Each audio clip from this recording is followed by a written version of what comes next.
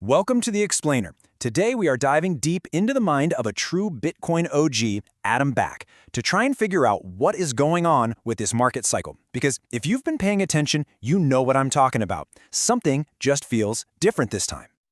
All right, let's just kick things off with a classic line from Adam Back himself. And let's be honest, it's a little bit threatening, isn't it? It's one of those quotes that's absolutely brilliant and also makes you want to nervously check your portfolio. And that right there is the multi-trillion-dollar question. Because according to BlackRock, the old rulebook, the one we've all been using for years, it might be time to just toss it out the window. The playbook is being rewritten as we speak.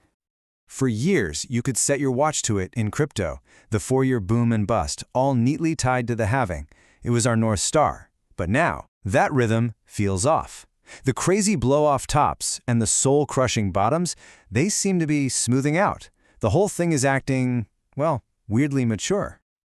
Now this is where it gets really interesting.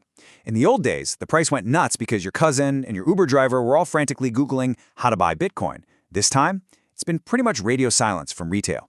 The real buying pressure isn't coming from us. It's coming from the folks in suits, the big players, who are quietly, methodically just buying it all up.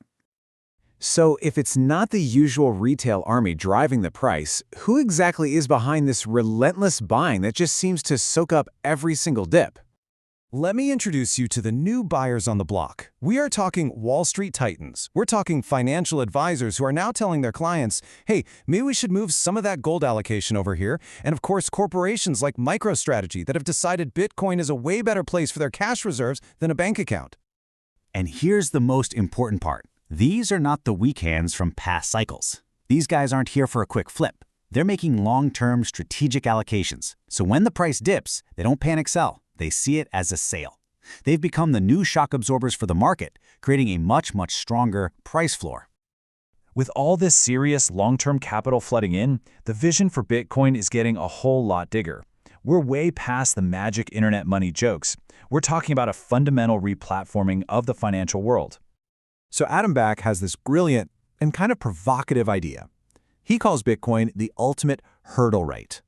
For an investment manager, that's the minimum return they have to get to justify their job. Well, Bitcoin is changing that entire game.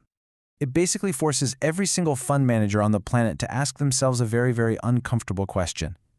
Oh, you made your clients 8% last year? That's cute. But did you beat Bitcoin? Because if the answer is no, then why are people paying you huge fees when they could have just bought Bitcoin and done way better on their own? It completely reframes what good performance even means. And this table perfectly shows why it's the new hurdle rate. It takes every single thing that made gold the best store of value for 5,000 years, its scarcity, its portability, its divisibility, and it gives it a massive upgrade for the digital age. It's not a gold competitor. It's basically gold 2.0. Now this digital gold idea leads to some absolutely wild predictions. The most famous one comes from Hal Finney, a true legend who was one of the very first people to use Bitcoin. Way back at the beginning, he did the math and said that if Bitcoin ever captured all the world's wealth, a single coin would have to be worth $10 million. Sounds completely nuts, right? Well, maybe not. Okay, a $10 million Bitcoin is fun to think about, but let's pump the brakes. It brings up a huge question. Can the network even handle billions of people using it for everything from their life savings to, buying a cup of coffee? This is where the sheer genius of Layer 2 solutions comes into play. Just think of the main Bitcoin network like it's Fort Knox. It's incredibly secure, right? But you wouldn't use a gold bar to buy groceries.